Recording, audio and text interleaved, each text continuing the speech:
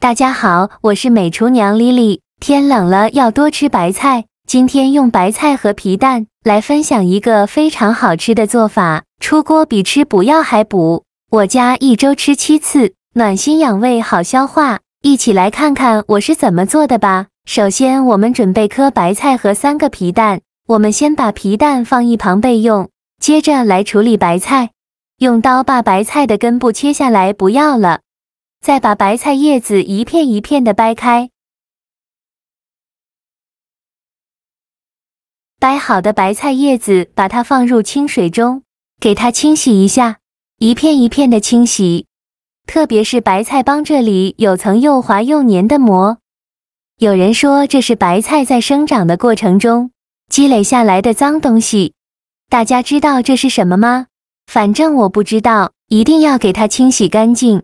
洗净后控水捞出，放到菜篮子里边，控干水分备用。接着来处理皮蛋，把皮蛋放入大碗中，倒入适量的清水，把皮蛋清洗一下，洗去表面的灰尘。清洗好以后，再把皮蛋壳剥下来。因为我这个皮蛋壳有点碎，就没有煮，皮蛋最好煮一下，壳才容易剥。去壳后，再把皮蛋放到案板上，先给它对半切开，再取一半的皮蛋给它切成宽条，最后再切成皮蛋丁，像视频中这样就可以。切好之后放入盘中，再准备一块老豆腐，给它切成厚片，厚度约1厘米左右。切好后再改刀切成长条。最后再切成小方块，切好后放入盘中。再准备几朵洗净后的香菇，给它切成薄片，切好后放入盘中。再准备2根火腿肠，给它切成小段，长度约1到2厘米左右。切好后放入盘中。再准备1块生姜，先给它切成薄片，再切成细丝。切好后放入盘中。再准备几根小葱，把葱白和葱叶分开，把葱白切成小段，切好后放入盘中。再把葱叶切成葱花，切好后也放入盘中。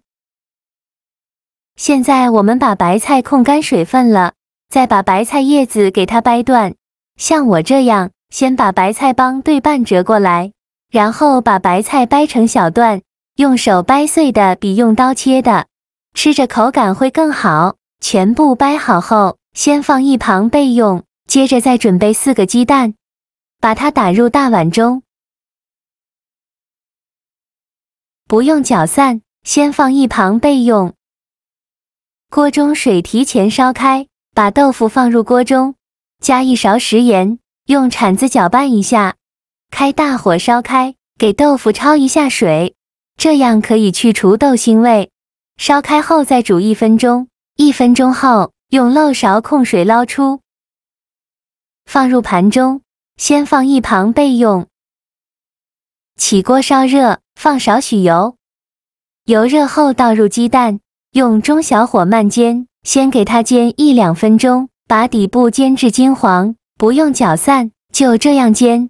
中途可以像我这样晃动一下锅，让鸡蛋受热均匀。2分钟后，底部已经定型了，用铲子翻一下面，给它整理平整，再煎1-2分钟，把另外一面煎至金黄。2分钟后，再给它翻一下面，2面都煎至金黄，像这样。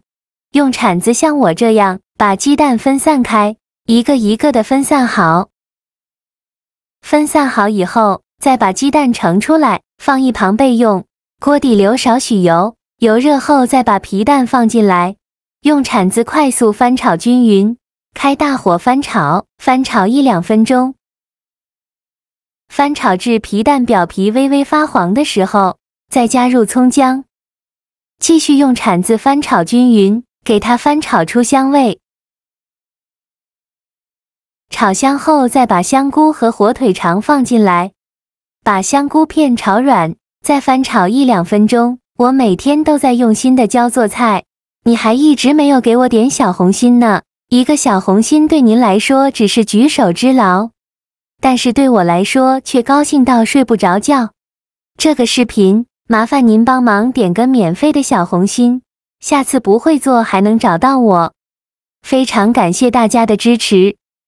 香菇片炒软以后，再放入鸡蛋，再把豆腐也放进来，然后倒入适量的开水，没过所有食材，水呢一定要多放一些。这里一定要放开水，这样煮出来的汤汁才会浓白。用铲子搅拌一下，开大火烧开。烧开后盖上盖子，转中小火煮5分钟，把这些食材煮至入味。5分钟后，我们打开盖子看看，哇，好香啊！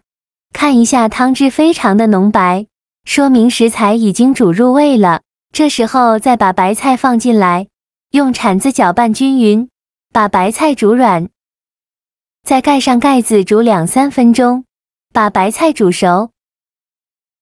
时间到，我们打开盖子看看，用铲子搅拌一下，看一下现在的白菜已经煮得软烂了，像这样就可以再来调一下味，加1勺食盐，加适量的胡椒粉，其他任何调味料都不用放，继续用铲子搅拌均匀。搅拌均匀就可以出锅了，再把它盛出来放入大碗中。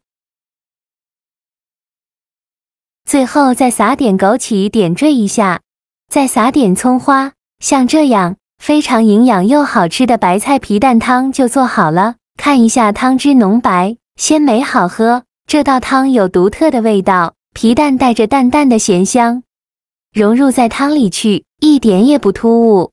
白菜清甜的味道在炖煮的过程中释放出来，每一口汤都有它的清甜，再加上香菇那股子独特的菌香，让汤的层次更丰富了，口感更是一绝。煎得香香的荷包蛋吸足了汤汁，咬下去软烂又多汁，豆腐滑溜溜的入口即化，火腿肠 QQ 弹弹，嚼起来还有肉香，白菜吃起来软嫩中带着一丝脆嫩，和其他的食材搭配的恰到好处。这汤喝起来真的是满满的幸福感，每一口都超满足。天冷的时候这样来上一碗，从头暖到脚，暖心又养胃。做法非常的简单，喜欢的朋友就赶快收藏起来试试吧。好了，今天的视频就分享到这里了。这个视频麻烦您帮忙点个免费的小红心，下次不会做还能找到我。非常感谢大家的支持，我们下个视频见，拜拜。